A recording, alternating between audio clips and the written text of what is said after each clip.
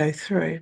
So we are being live streamed in accordance with the council's policy. So if you can put your camera on, that's great. But we do understand that there is sometimes streaming issues around the 4:30 mark. Seems to be. So if my voice suddenly turns to Yoda, that's the reason why. On this end. Okay, so apologies for absence. Already mentioned that Stuart has sent apologies, and I know that Stuart Matthews is sent apologies, and Paul Clark is feeling poorly. Jane's nodding, so I've obviously got the right name there. Is there anyone else, Jamie, that you've had apologies from? I have also had apologies from Sue Butler and Caroline Johnson. Thank you very much. So, declarations of interest. Members are asked to declare any pecuniary or affected interest in respect to the matters to be considered in the meeting.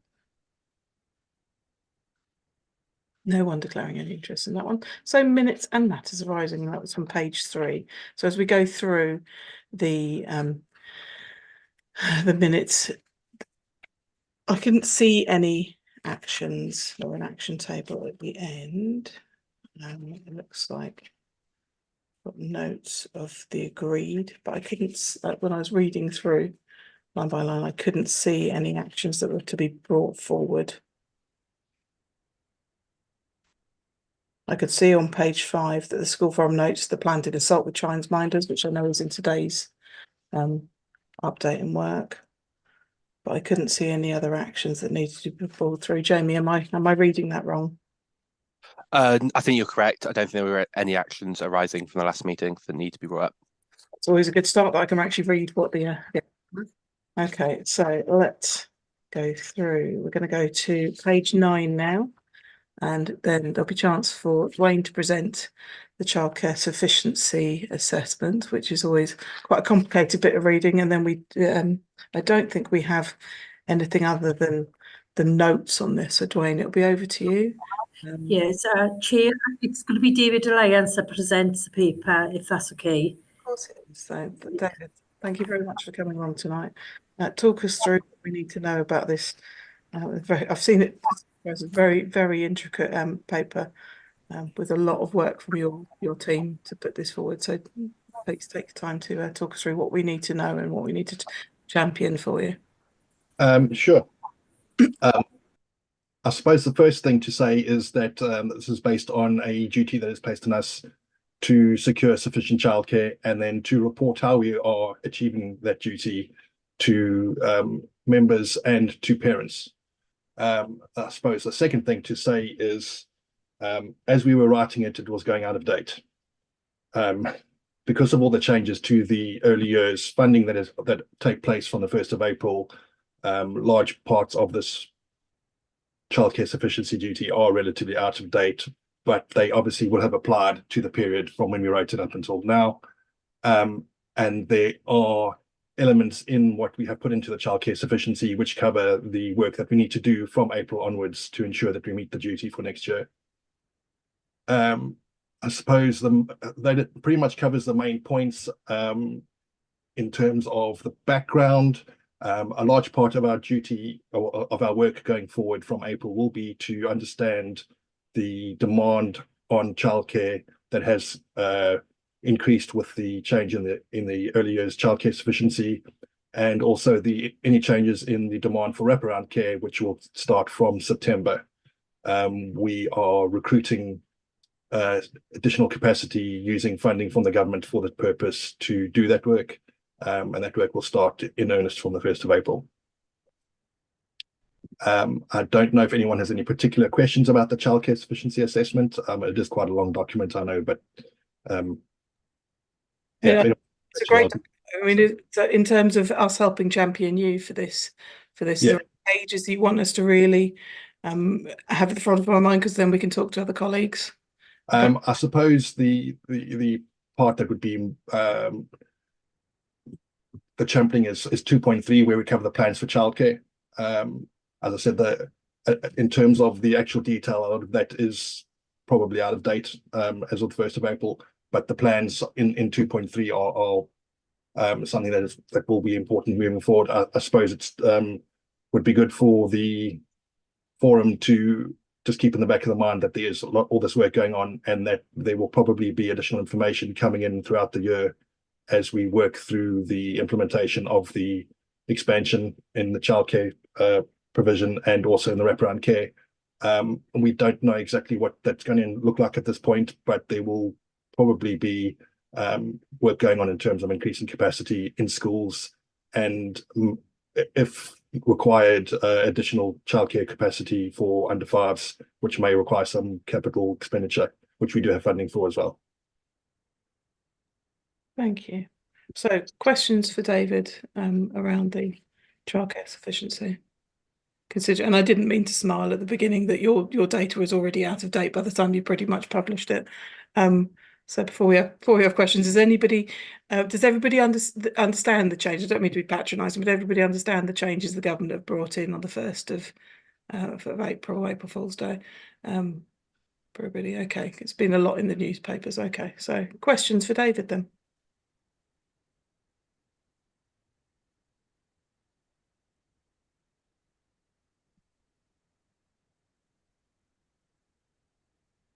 David, there's none from the colleagues, so thank you very much. It must have been a very well understood paper.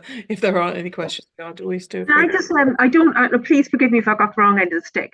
It did say we had sufficient places for all the children, but I thought we didn't have sufficient places for the 9 months old. Is that because the date is already out of date?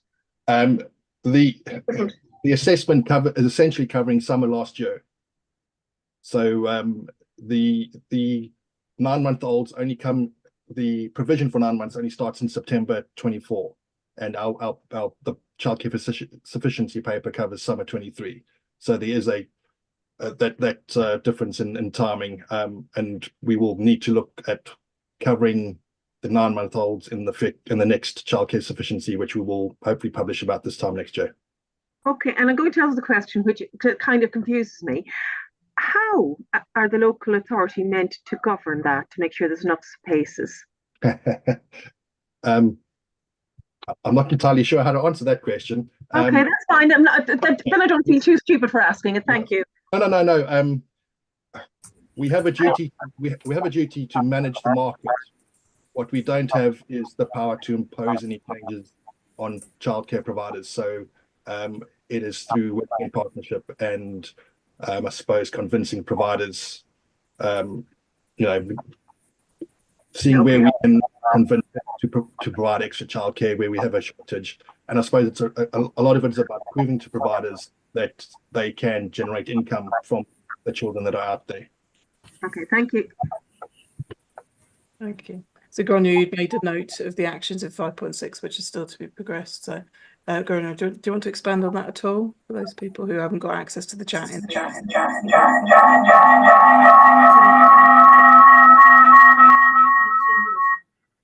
Yes, sorry, we're in the same room, so we just have to keep swapping the volume.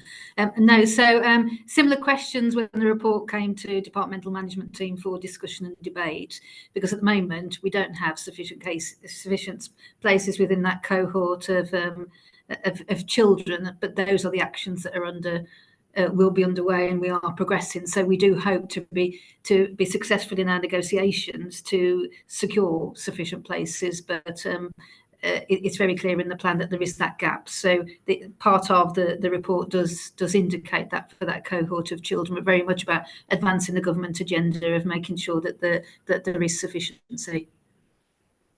Thank you very much. Any other comments for?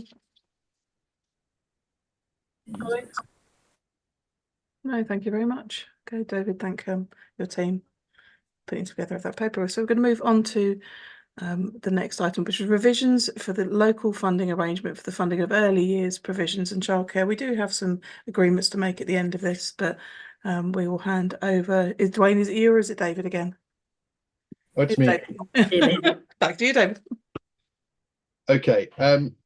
Yes, so there are 3 parts to this paper. The first covers a consultation with childminders around proposals to introduce monthly early years payments.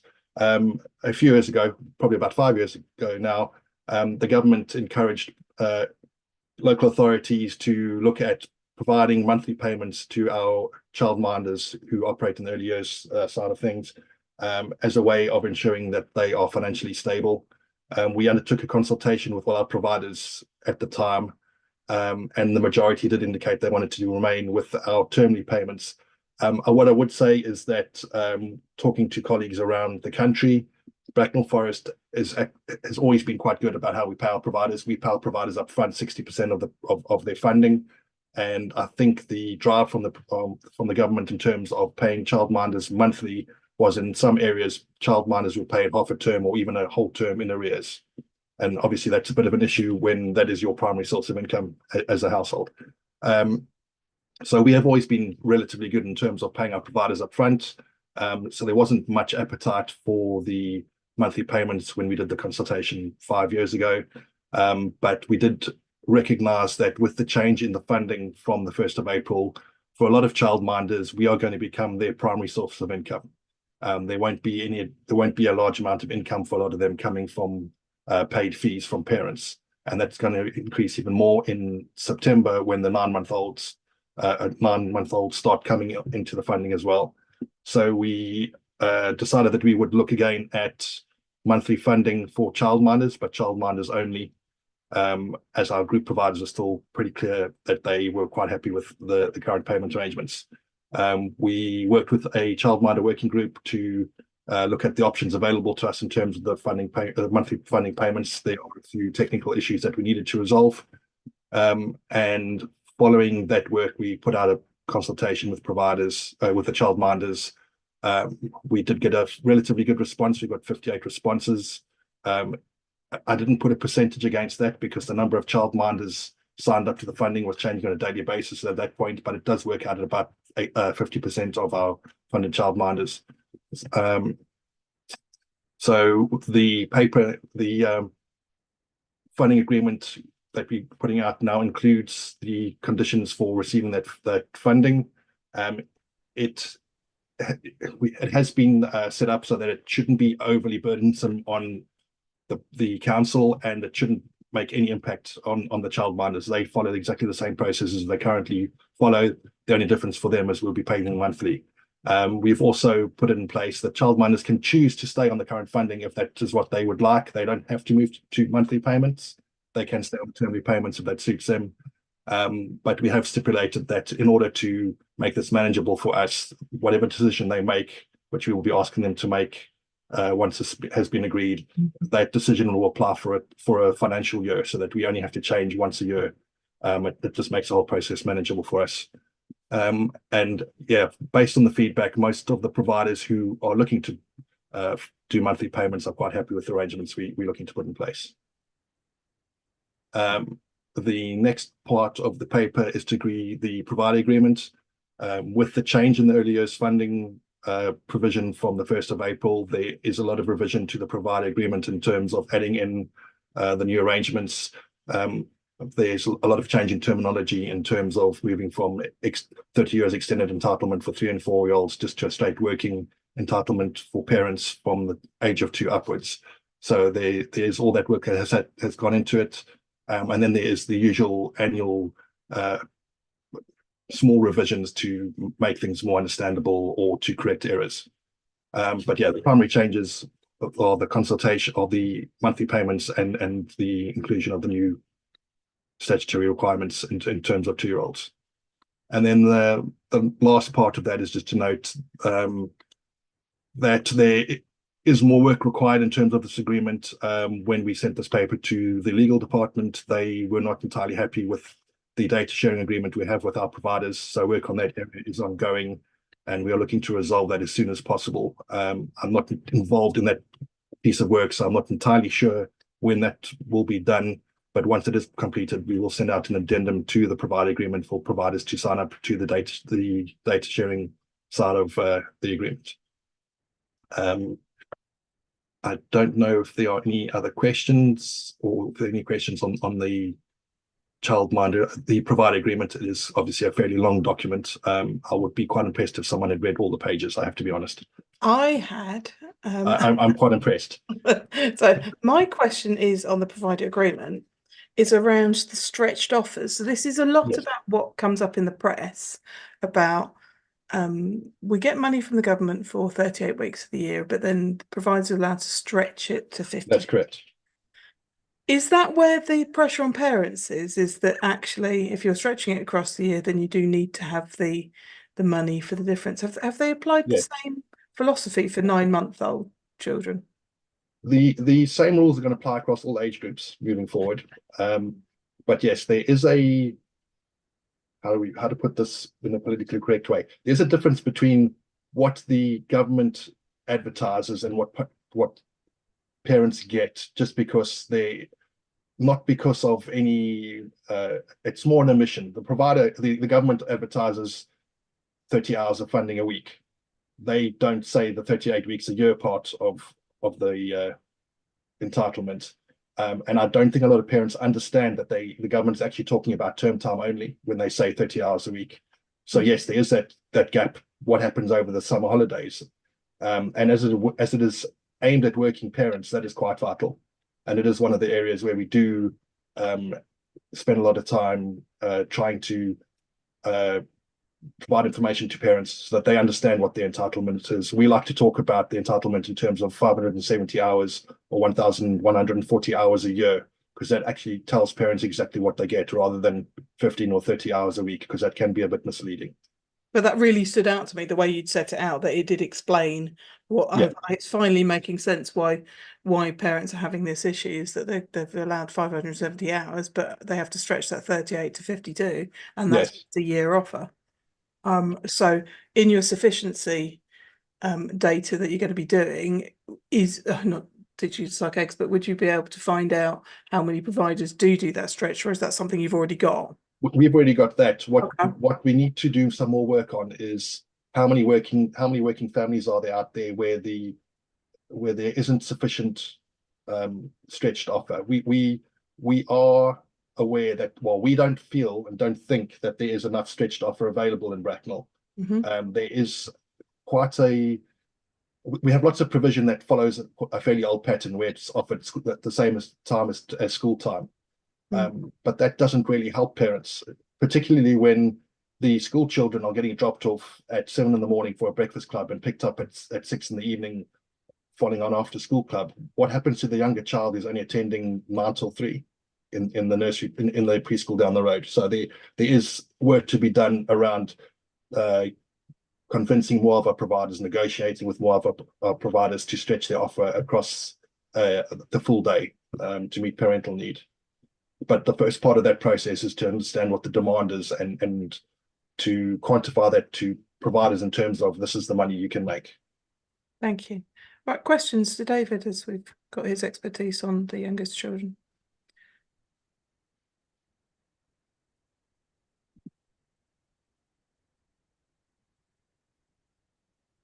No, again, thank you very much for setting up. Sorry, Liz, I'm having trouble with my mute. David, I'm going to ask you a question just following up what you said, and this is sort of particular to my case, but regardless.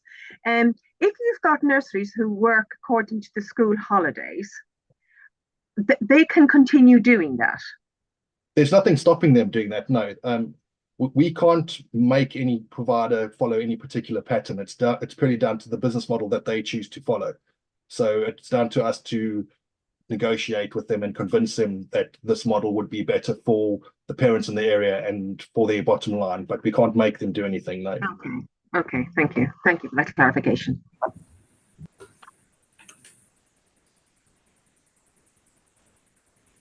Okay, we have some agreements to make. So 2.1 says to agree that in accordance with the responses in the consultation with the childminders to the proposal, the introduction of monthly early years payments for childminders as set out in 5.3 to 5.9 are implemented from the April 2024. Need to agree that. So can we have some nods and shakes and hands and thumbs up? Yep. Okay, that's a nice consensus. So David, thank you very much for explaining that to us, that we can agree. 2.2 was to agree the revised provider agreements for funding in early years provision and childcare as set out in 5.10 to 5.11. Did you have a chance to nod and agree on that one?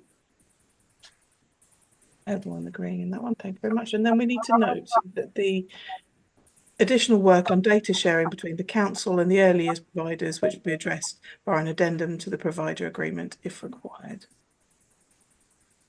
Good practice with drawing our attention to that. So thank you very much.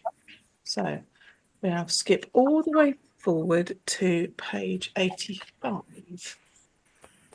That was a lot of very long documents, but David, thank you very much for that.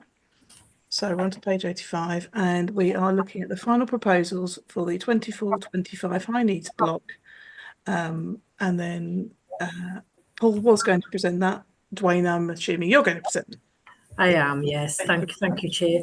So just for colleagues, in terms of this report is to agree the detailed budget proposals for the high needs block, which is an element of the school's budget. It's to look at really the safety valve proposals and also include comments, please, from the schools forum around sort of council funded services, and again for the schools forum to take some decisions as we move through the document. So just a quick update in terms of the high needs block. This is part of the Dedicated Schools grant, and it is assigned to children with the most challenging educational needs within the system. The DFE has yet to confirm the outcomes of the council's bid to join the safety valve, and therefore this document assumes that that approval has been granted. Until the formal decision is confirmed, the medium-term financial plan excludes any additional financial contribution that may be received from the Department for Education. In terms of the financial challenges, I believe the forum are aware of the financial challenges, and as discussed previously, it's not just a Bracknell Forest issue, it is a national issue across England in terms of deficits across many councils with an estimated £2 billion worth of deficits. In terms of the schools forum, we are requesting recommendations that you agree the 24-25 financial year that the executive member sets the total high needs dedicated school grant income for the high needs block at 24.6 million, confirms the changes to the relevant budget set out in the supported information summarised in Table 1, Annex 2 and 3. There are appropriate arrangements in place for the education of pupils with SEND, and that links to paragraph 6.25, and the use of pupil referral units and the education otherwise and at school in terms of paragraph 6.25. In addition, please can the Schools Forum note the updated financial forecast position of the high needs block, which is in Table 1, which shows a forecast an issue of 5.321 million, overspending in 24-25 and a 41.533 million cumulative deficit on the high needs block by the end of March 2026. So in terms of alternative options considered, a number have been considered options during the earlier stage of this process.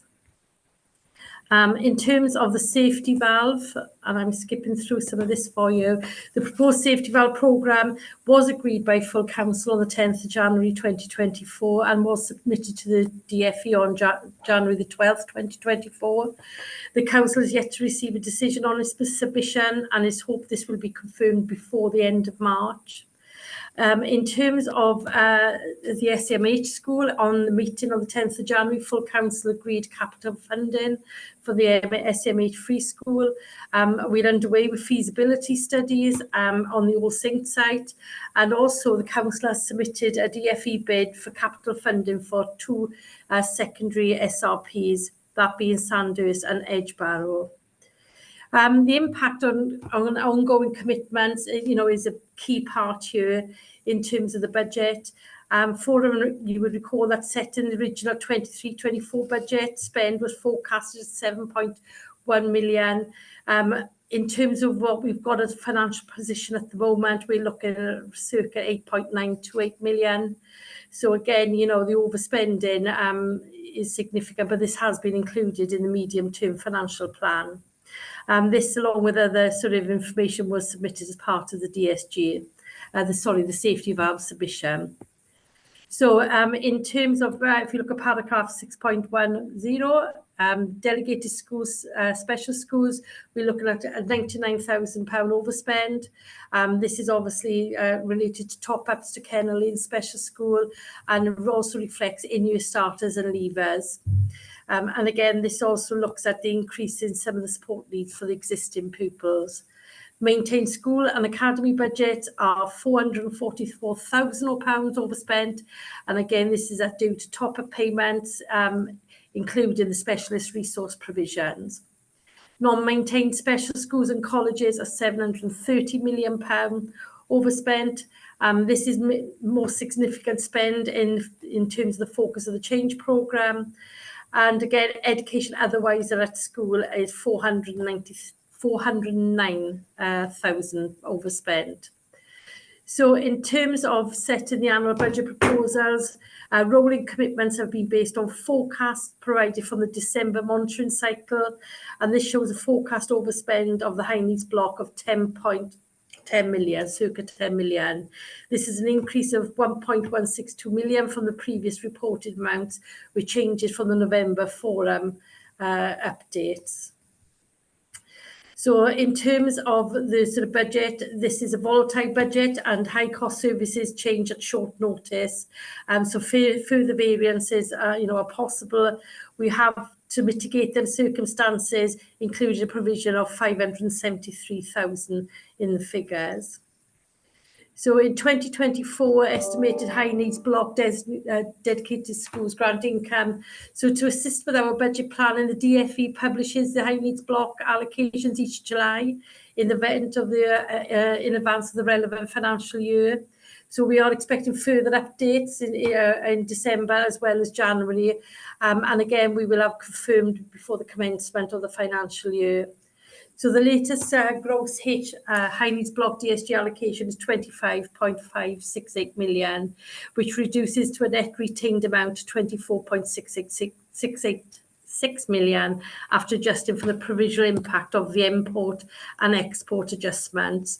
And the import and export adjustments are for children that are sort of in our schools and other county schools.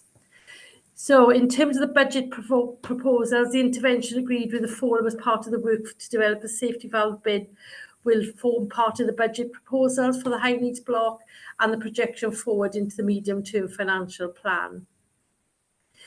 In terms of the funding, it also takes into account the latest government spending announcements and the expected impact from the current ongoing commissions. So in terms of there's expected to be 736 cash increase in the high needs block. This is a provisional increase and is expected to change when January census data for placements in special schools get confirmed. In terms of, and I'm assuming you've all read this, in terms, we have put away 886 million for annual inflationary risks and increases. This assumes a 2.8% increase forecast from the Bank of England. If we go to section 5 of the report, this looks at the safety valve and the planned interventions. And in terms of that, we're looking at 2,365,000 aggregate reductions from the updated planned interventions. So this looks at right provision, right time, and the increased use of resource provision. And again, when we look at the primary schools opened, we had Birch Hill, Harmons Water, Owlsmore, King's Academy and the Pines. For the secondary schools, that's Garth Hill, King's Academy, Binfield. The longer term plan is for 2 secondary SRPs, as mentioned above, Sandhurst and Edgebarrow, in addition to 100, and this will put 100 additional places in our SRPs. Alongside that, we are looking at a new autism school under the DfE Free School Capital Bills.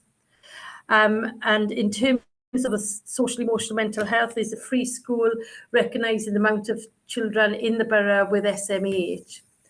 So in terms of our safety valve proposal, the value for money services, our education otherwise at school, we have reviewed College Hall pupil referral unit, and that is currently out for consultation on the closure of the unit for August 2024. In terms of education otherwise and at school provision for our home tuition and outreach service, that includes our medical needs section 19 duties. Again, that will be reviewed. And again, you can see the savings there. There has been a portion through the safety valve. Specialist service reviews of the services managed by our SEND services and our early years will be undertaken. And again, we have savings allocated to all them, and you can clearly see them in section F of the paper. In terms of our block contracts, as part of the safety valve submission, and that is to do a 5% reduction fee across 10 pupils with savings associated with them too. Early support and advice, a front door graduated response, outreach and in-reach hub, again, provides us savings. And along with this, we have also got the impact of additional spending of the one-off programme to deliver the newer sort of safety valve programme. In terms of additional income, schools block and central school services block transfer, as part of the funding strategy and following consultation with schools, the equivalent of 1%, and I say equivalent of 1% of the schools block DSG will be transferred to the high needs block. This amounts to 962,000 in 2024-25, running annually through inflation to 1.117 million. We've also considered health contributions and we have factored those into the safety valve programmes, and we're currently working on recouping some costs with our health professionals as part of this programme. If you look at table 1, you can see the budget on table 1, and as you can see, the cumulative deficit and in terms of unmitigated costs is 41.933 million by 29/30. So the Schools Forum is requested to agree the executive member sets the budget in 2024-25 budget on the above proposal as summarised in table 1. There are 2 specific areas of the high needs budget where the forum has a statutory role to play and involves giving a view on, and that's the arrangement for pupils with special education needs, in particular places to be commissioned by the local authority, and arrangements for the use of the pupil referral units and education otherwise at school.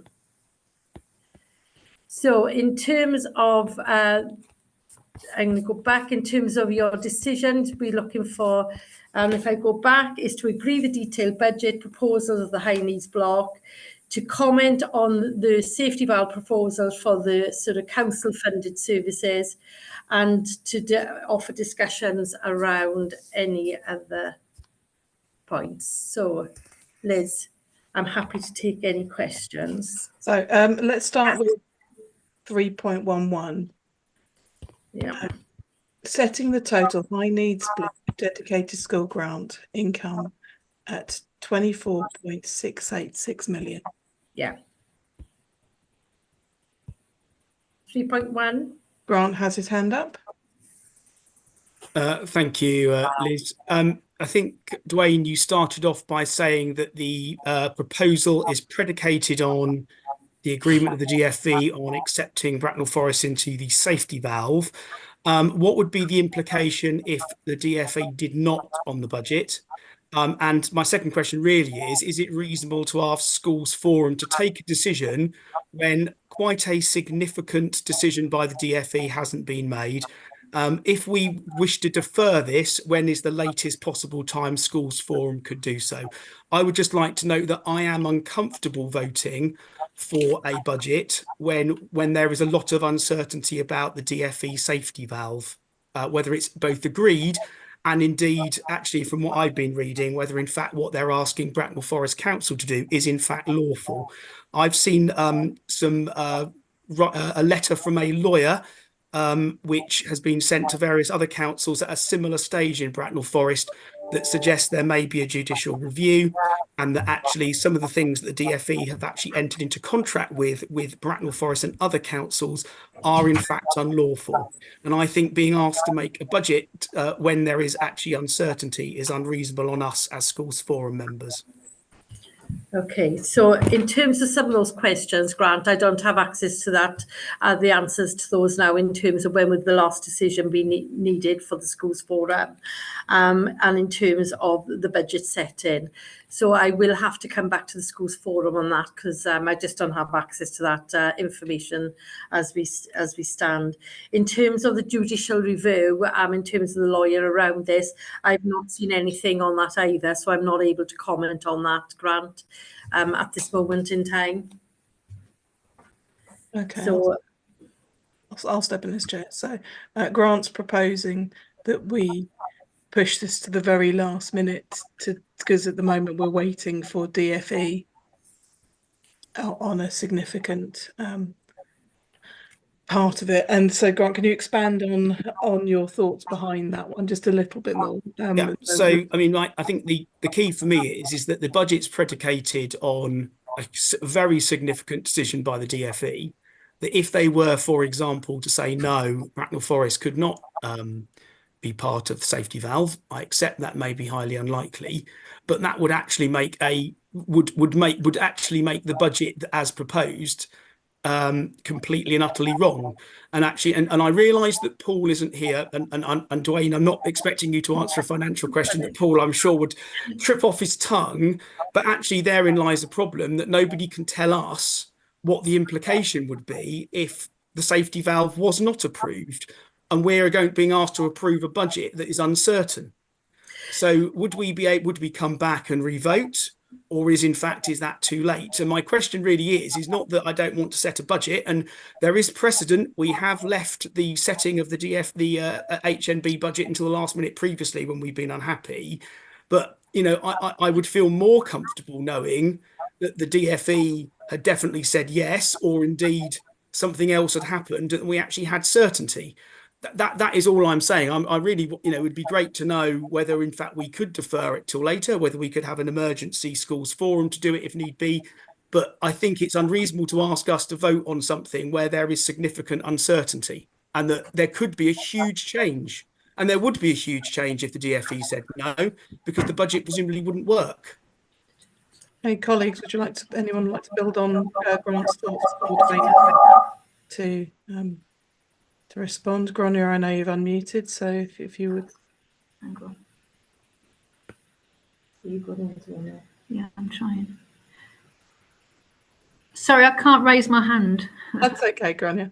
Can you? One moment. One moment. Can you hear me now? Yeah, okay. So just checking what we could share in public, sorry, in the background. The position is that DFE have agreed the safety valve proposals. They're currently with Treasury. We are expecting them to be agreed and finalised. We have seen and finalised a copy of the safety valve agreement. So what we haven't had is final confirmation from the final parts of the process, and we do not have the final safety valve agreement. So we are expecting it, and based on the content and the support from DFE, we do expect it to be agreed. In terms of the issue about legality, our borough solicitor has confirmed at all stages and through all reports that have gone to executive and full council that the safety valve content and agreement is lawful. Okay. Gráinne's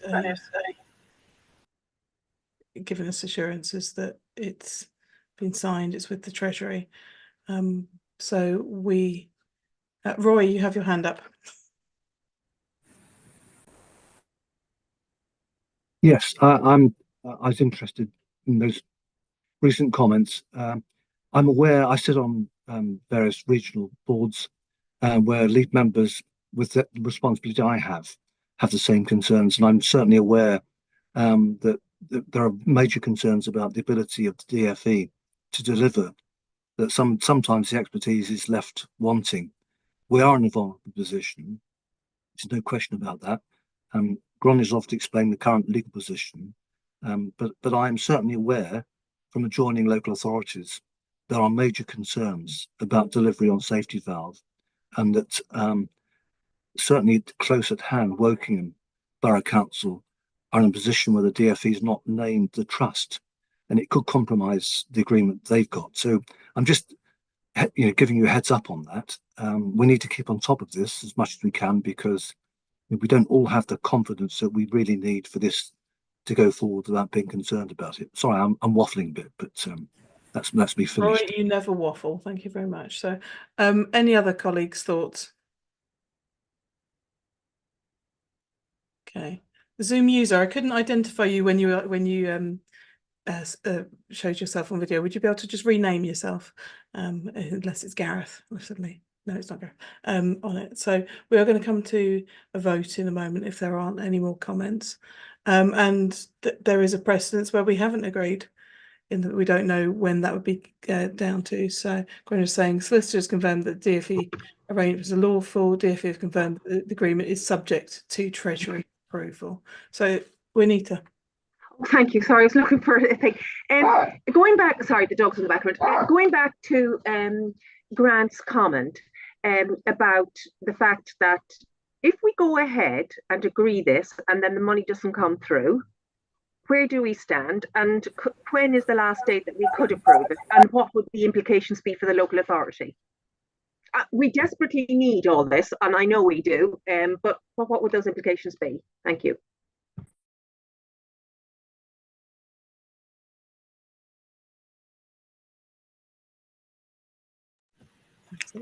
Can you hear me? Sorry.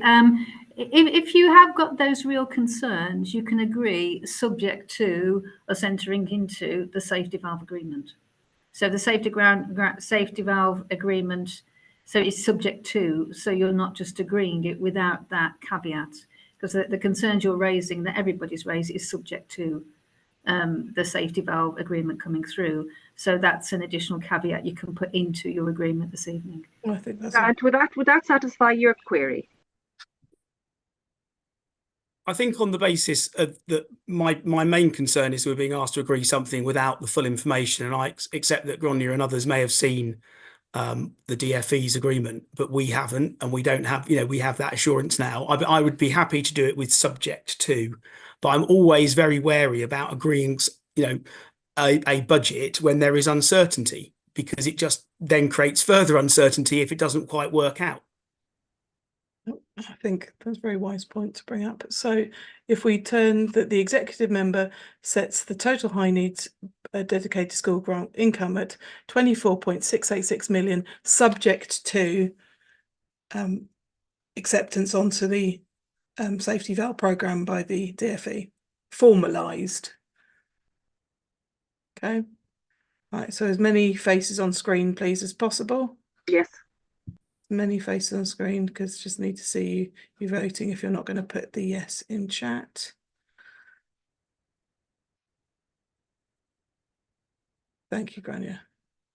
Dropped it in chat as well. Thank you. Okay, looks like that one's passed. So confirmation of the changes. So we're looking for an agreement in this one. Confirmation to the changes to the relevant budget. Sorry, Dwayne, you're going to have to mute. I don't think it's relevant, because I think that the total. Dwayne.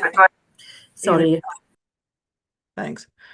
Confirmation that the changes to the relevant budgets are set out in the supporting information summarised in Table 1, Annexes 2 and 3.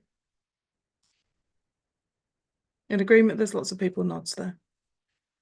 I just wanted to note this, that this is my third year of seeing figures, and they are very clearly set out this year, and it's nice to see that there are savings identified, even though those are mainly based on us being able to be part of the safety valve. And I think that's why we've got some reticence. If we think we're finally going to have some savings, we don't want to draw back on those ones. So it looks like, again, we're agreeing on that.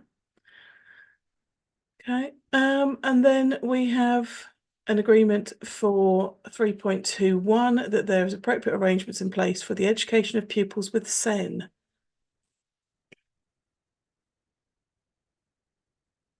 Are we agreeing? Would you like to comment at all on those? Grant? Thank you, Liz. I'd just like to make the point here that having agreed safety valve, I continue to have huge concerns about this. I don't think I can vote yes that there is suitable provision, because the entire basis of SEN provision in this borough is now predicated on saving money. It is not predicated on meeting the needs of children. It is about limiting access to EHCPs. It's about limiting access to the high needs block.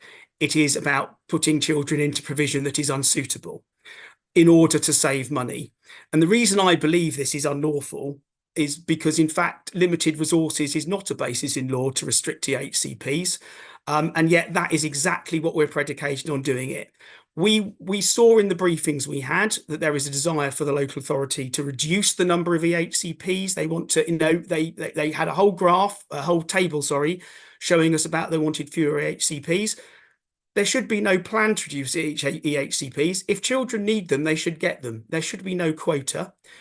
Safety valve has led to a reduction in services. I call it cuts. I know that other people call it efficiencies, but there are fewer services to call upon.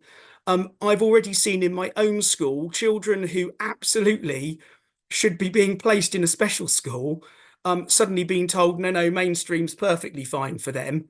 But funnily enough, the amount of money, top-up money, is not going to keep them in mainstream for long, as far as I can see. And I'm afraid that SEN provision in this, as I'm going to repeat, is utterly predicated now on saving money. It is a fallacy, because we're still going to end up in deficit at the end of it. We all know what will happen at the end of it in order to pay off that deficit. Local council taxpayers don't, which is an utter outrage and anti-democratic. And I'm absolutely refuse to vote to say that things are fine in this borough when they are not. SEN provision is a shambles, and it is not predicated on the needs of young people. And it is overwhelming schools.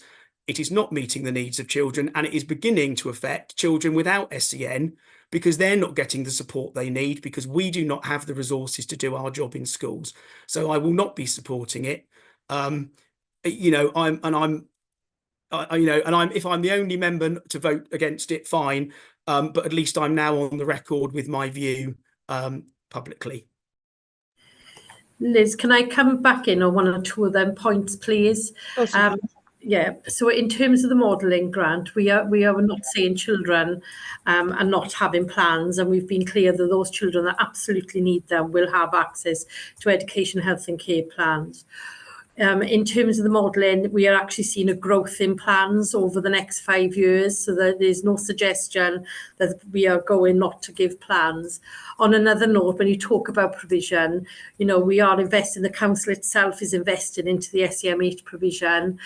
We are building more provisions. We are actually creating more places. We're not saving money per se. We are trying to bring our in-year overspend. We are spending more than we are allocated into a balanced budget. So it's not as if we are taking this money and putting it elsewhere. We are not. And when we look at the out-of-county placements as part of the high needs block and the DSG, it is one of our biggest spends. Yes, and as a council, we are investing in local provision within local communities and local schools, and that's clearly outlined in the report. What the more to look at is early intervention, is to get that support in as early as we can, and to ensure that we access all services, including early help, across the local authority. Thank you. Thank you. Other hands up? Welcome, Stuart. We are just talking about 3.21, which is the education of pupils with SEN, whether there's appropriate placement arrangements in the... Liz, in lieu of any other hands up, can I just come back to that? So I absolutely get that there is a plan for local places. Those places are not here yet. So in the meantime, there are young people that do need specialist places where there is nowhere for them to go locally. And so far, the plan seems to be is to keep them in the mainstream school. And, they can just stay there until at some point in the future, there is a place locally to have. So that's, I've had within the last 2 weeks, 2 cases exactly where that's been the case, where it's beyond my understanding. So secondly, we talk about early help. so far we've had things where we've actually asked for help and early help, and everything's been batted into the long grass. Nothing's being done early. So I'm afraid it doesn't ring entirely true from what you're saying. And I totally understand you're reinvesting, but in the meantime, we're not meeting the needs of children in schools right now. And that is a problem. And at the end of all of this safety valve process, we're still going to owe millions of pounds. And we're still, and we will have, yes, we may have reduced our in-year deficit, but we're still not going to be meeting the needs of the children. So the SEN provision in Bracknell Forest is not fit for purpose. We are not meeting the needs of children right now in our schools. I admire the ambition, and maybe in 5 years' time it will be amazing, and I'll happily eat my hat.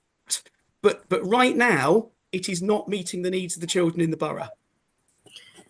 And Grant, can I come back in there, Chair, please? And, you know, we are working with the schools, we are working with our current resource provisions to make sure that we do have a outreach provision to support schools in meeting the needs. We are still using our independent sector to meet some of the most complex needs, and we are trying to make sure that all our children are in the right place, Grant. I accept that the provision we have at this moment isn't where it should be, but we are working at pace to make sure that we have adequate provision in place for our children, and continue from a heads meeting this morning I've had with heads. I'm more than happy to have conversations with the head teachers in creation of more resource provisions at primary if that is what's needed. So Dwayne, I really appreciate that. What you're talking about is in the future. It isn't in place now, and we're being asked to vote right now whether provision meets the needs of children now. And I don't think you can say that it does. I'm not saying it does at the moment, Grant. What I'm saying is that we are investing heavily as a council to make sure that the provision is going to be in place. For this September, we are opening a 5-place provision at Sandhurst to meet the needs of some of the children there, bringing that forward. We have a building programme which the council has taken on board to build these provisions themselves so we can get it done at a faster rate. And we've written to the DFE to ask for permission to do that as well, and presented a business case. So we are working really hard. You know, in terms of the children this year, we are having to place some children out of county, and they are those with the most complex needs. Okay. All right, let's have some more comments, because what we're being asked to agree is fundamentally, do we think the plans that are in place will lead to an ease in the crisis for SEN? Or do we think this plan that's been put together isn't quite there yet? Okay, Juanita. Liz, I'm just going to say, because this Grant is saying that it says that it is adequate now, but you're saying that it will be. So which one are we voting for? That it will be, or that it is presently now? I think it's talking about, so if you read the top of page 86, there's recommendations that the form agrees that for the 24-25 financial year, that there's appropriate arrangements in place for the education of pupils with SEN. Well, by being right now. Okay, I will say first of all that I've noticed a big improvement in our support for SEN, but even in our school we have got 3 children who should not be in mainstream, and there's nowhere for them to go, and we're told we might have to have them for another couple of years. Sorry, John. So the plan that will be in this is do we think what's being described here will reduce it? So my thoughts was around page 93, if that's okay, if we can turn to page 93. Commissioning, block contracts, external provider, reduction fee, banding tool. So there's a section there which talks about the banding tool to try to make sure it's in a fair and equitable way. For those of us who've been on the forum for a while, we have been talking about the banding tool for a very long time. Can we just have an update of where that is? Because it was a surprise to me, because I was the chair of the subcommittee. Yes, in terms of the banding tool, Liz, we have agreed in previous meetings that the banding tool that heads tried and tested would be the tool that we adopt, and that has been agreed. What we are working on now behind the scenes is putting the value of money towards each of the sort of categories and to the level of need.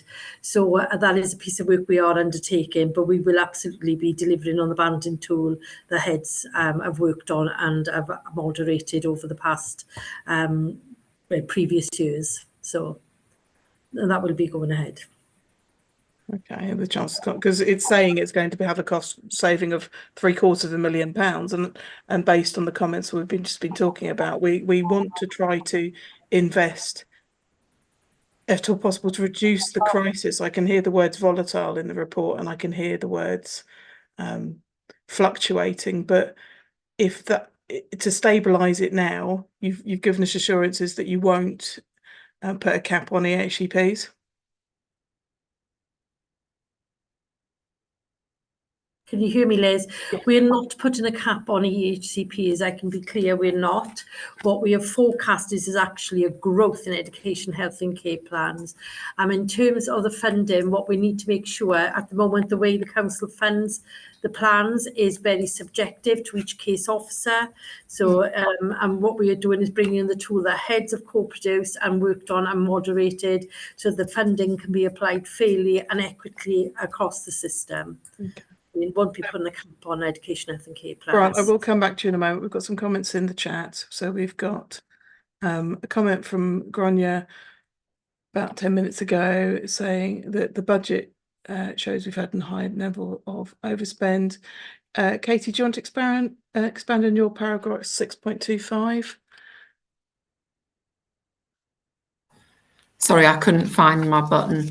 6.25 just expands a little bit on 3.2, 0.1 and 0.2. My question was really around, which is not the one we're discussing at the moment, so it may be that we just hang on and I'll come back to it. But I was just speaking about the pupil referral unit places, and 6.25 expands that a little bit, and obviously refers on to page 91, 92, about value for money services and education other than in school.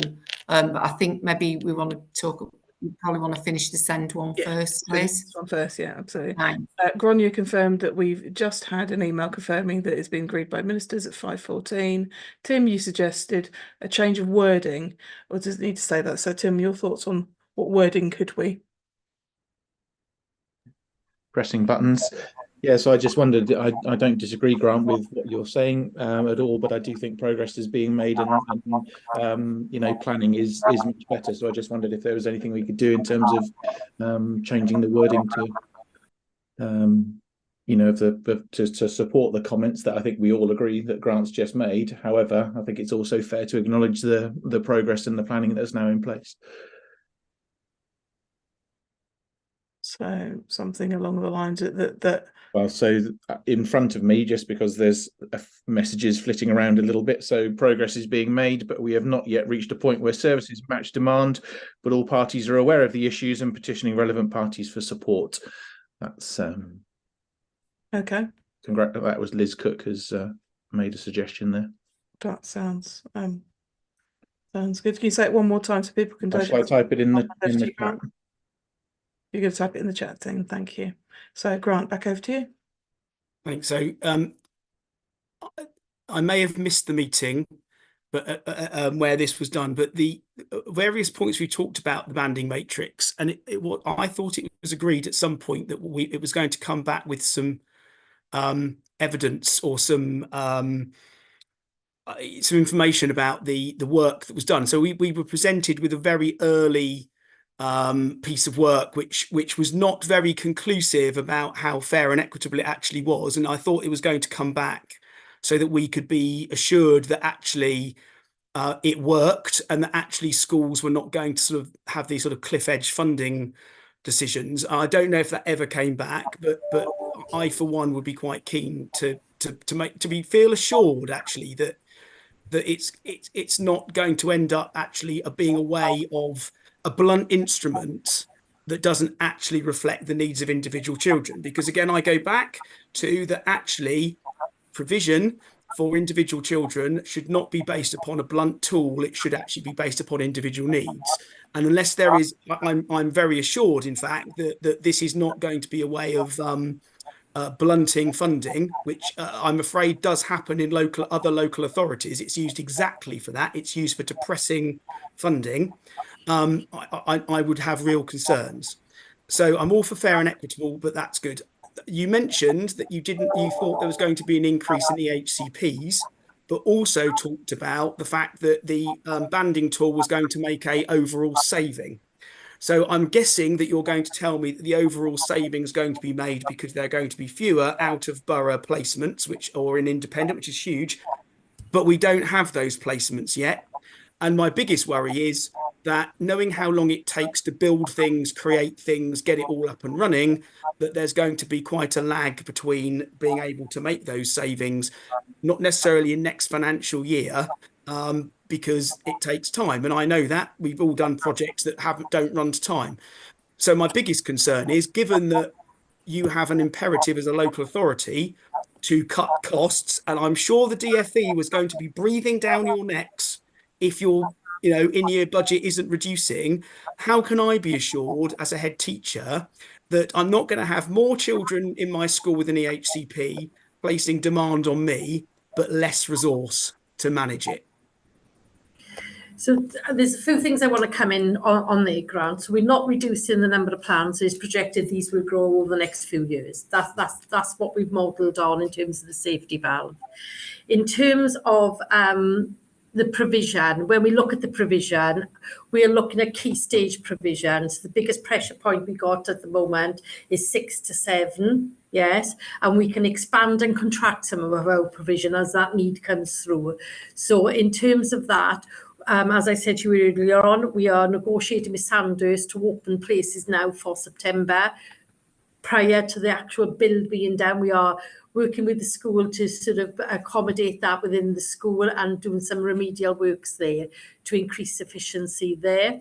In terms of King's Academy, we have also expanded that now and opened all them places up, and I've met with Kate to make sure we have them places for September, and we have increased some of the other resource provision to increase capacity. So, it is fair to say that we have actually, as a council, even though we haven't got our buildings as such, we have increased capacity by other ways while the building work is ongoing. And I shared that at a heads briefing this morning with head teachers, and I'm happy, Grant, to share that with you outside of this meeting. So I can take you on the model of how many sort of places we've got.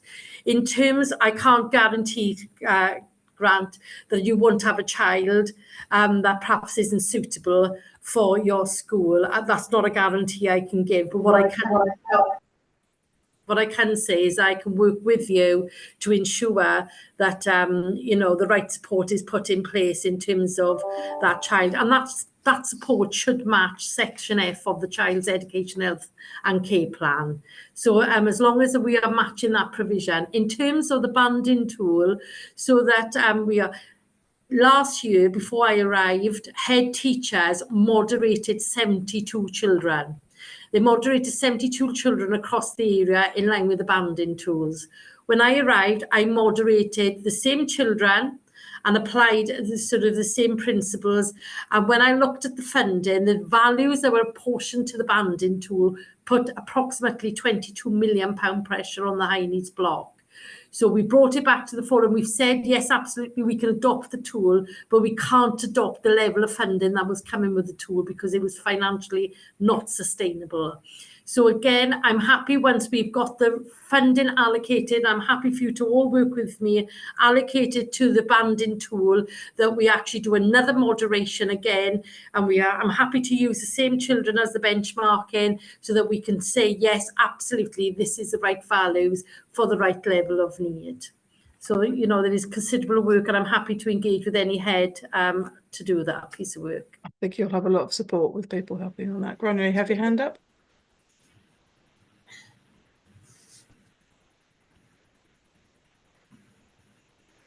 Are you on? Union to place. Liz, can I come in? Sorry. Of course you can.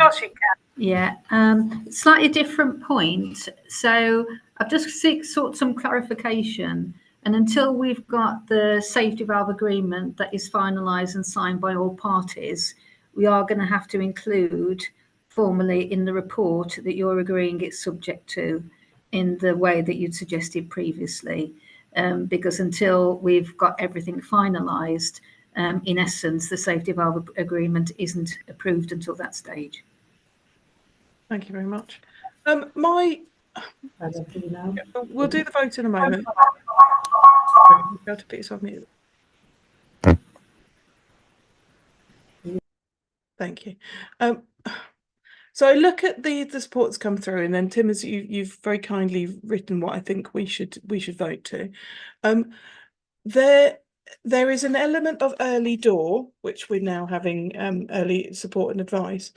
I still think part of the reason why schools struggle so much, and colleague can correct me if I'm wrong, is that we get it as professionals. There isn't much money, but for the parents whose children are in crisis, that is what is the most heartbreaking to deal with, the most stress, the most demanding of parents for the children with the most need. So I still think there needs to be a bulking up of help to our parents.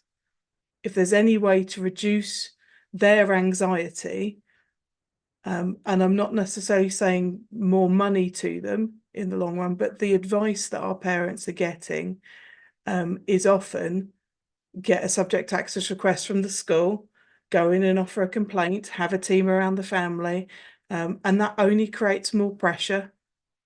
Okay, so of course we want to do everything we can to support, but the more we can help our parents of the most vulnerable, I think that would make a lot of us easier. Okay.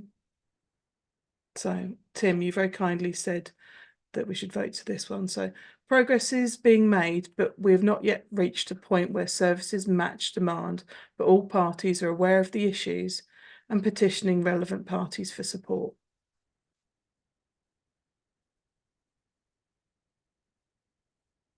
Are we agreeing to that? Liz, sorry, I think we have to directly answer the question. So I think we had this issue last year. We have to say whether we think appropriate arrangements are not. I think we can say not yet in place and then follow it with Tim's comment to put some context to it. But I think we have to answer the question. So the question was that their education of pupils with SEND, and we said progress has not yet been made. We can say not yet in place, but progress is being made. Kate, Grant, Kate, you came in first, and then let Kate go first. Thank you. I agree with what Stuart and Tim have proposed. I think that's a good suggestion. I also just want to say before we vote on 3.2 is in two parts. We've discussed the SEND part, but we haven't discussed the pupil referral unit part. So we can't vote, I don't think, until we've discussed the whole section. Sorry. It's all right. Let's go to 3.22 and talk about that section then. So, Kate, start us off. Thank you. So just in terms of the education other than in schools, I just wanted to note, and it is similar to what we said for SEND, in as much as there are proposals in place, but we're being asked to vote on arrangements where there's a consultation underway, but the consultation is not yet complete. And it is clear in the paper on page 92 that a final decision has not yet been made regarding the pupil referral unit. So again, we're being asked to say that there are appropriate arrangements in place for the use of pupil referral units in the education of children otherwise than at school. But there's kind of a caveat to that, because surely that is dependent on the outcome of the consultation. I don't know, Dwayne, if you can shed light on that. Yes, so what we've done in terms of, we've gone out to consultation, we've done a pre-consultation with staff in terms of the closure of the pupil referral unit. And obviously sort of management committee have written to the DFE to say that it's not financially viable. What we have done in terms of appropriate provision, we have reduced the PAN from April. So in terms of the school PAN, that's been reduced to 29 places from April, and we will further reduce the places come September if we don't get permission or we don't get, we don't go ahead with closing it down for whatever reason. The proposal we putting out into the consultation is that we do close it, and then so whatever way we will have suitable arrangements in place, Kate, because if we don't close it for whatever reason and we can't, then the PRU we'll have places there. It won't be at the level it is now, because at the level it is now is currently 56 planned places, and we've only had 29 children in there for the last few years anyway, so we are reducing that. If the proposal and the consultation agrees that we can close it, then will have suitable arrangements under the commissioning model for the local authorities section 19 duties. So it's our duty when a child has been permanently excluded from school to put in place a 6-day provision, and under the medical needs EOTAS, that's on the 15th cumulative day of an illness. So what we have is we will have that provision, and we currently have that provision as a local authority. Thank you for that, Dwayne. That does shed clarity. That makes that clearer. Thank you. And also, just on that, I think the other thing to note is we are only voting for the 2024-25 financial year. So I guess if numbers change or consultation outcome change, we would vote again next year for the next budget anyway. So thank you. Thanks for that. Stuart, over to you. Thanks, Kate. Yes, sorry. I in part agree with what you say there, Dwayne. We might meet our requirement on the provision, but I think we have to be very careful as Schools Forum that the provision is Ofsted inadequate. And I would be uncomfortable saying that it is an appropriate arrangement to move a permanently excluded child to a school that is inadequate at the moment. As I said this morning, I think we've got to acknowledge the progress that's been made, but I think in Schools Forum, we've got to make sure we're clear that actually we might be offering the places, but are the places appropriate? And I don't think this goes anywhere other than Schools Forum to note, but I think we have to be careful. I would be uncomfortable saying that it is appropriate when we're sending them to an inadequate. Sorry. No, and I totally understand that. But what I want to sort of also raise is that we are being monitored by the DFE, and we are going through that monitoring process. We have not stopped that just because we are looking to close the PRU. We have continued with that with the rapid response team and the school improvement team, and continuing to work with the management committee and the head to put in the measures to make sure we are on the action plan to correct the Ofsted outcome. Thank you. Any more comments or thoughts before we do finally vote on 3.21 and 2? Okay, so we've heard we need to make an agreement on there are appropriate arrangements in place for, and we've got a not yet proposed, and we've got a yes. So for a not yet, with the addendum that Tim has added to it. So not yet.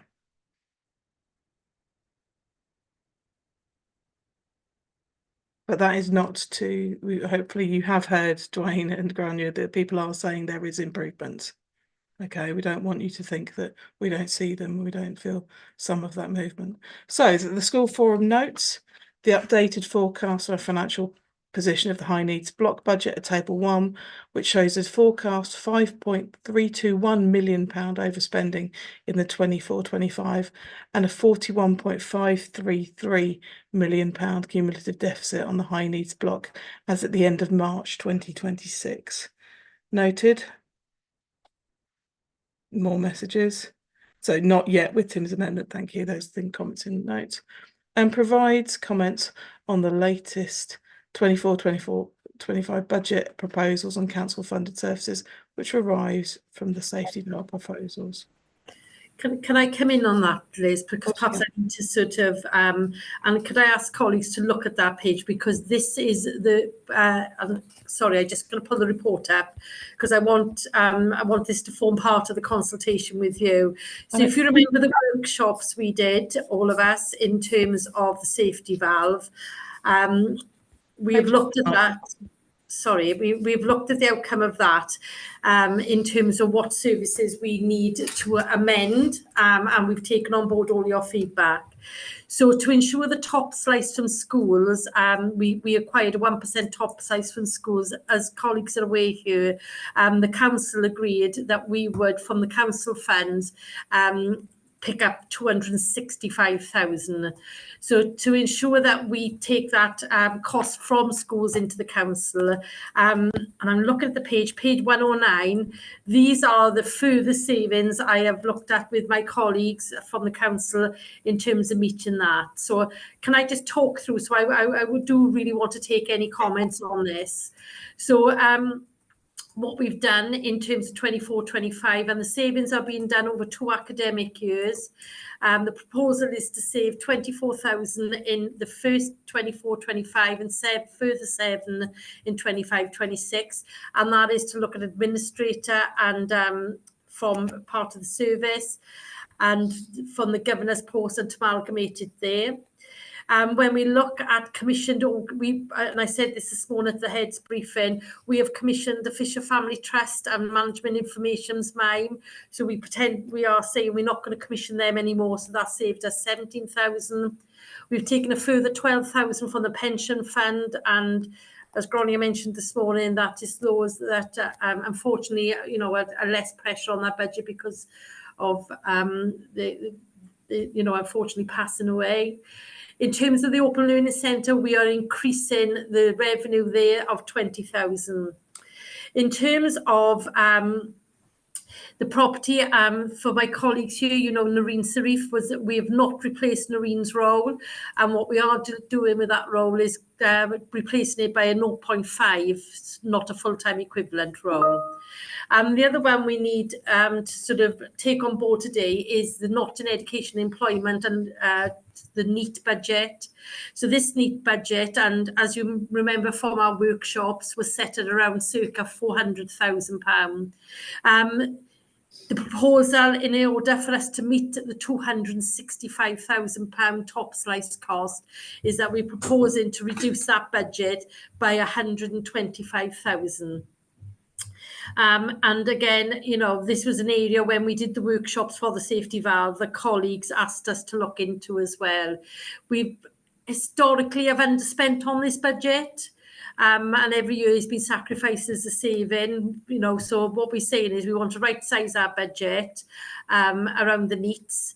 There are 83 children in our NEETs in that cohort at the moment where, we are supporting. So, this then, the total over 2 academic years will come to 265. And that 265,000 is the top slice, is the money that we said we would pick up from the top slice of 1% from schools' budgets.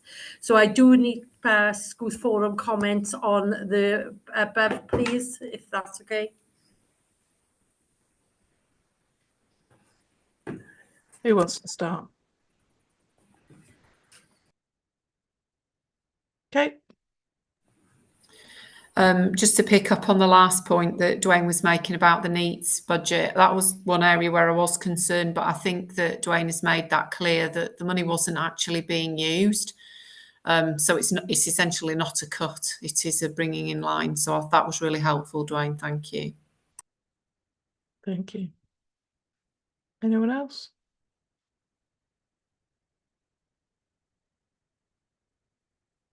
No, thank you very much. So we've noted, we've given you a few comments.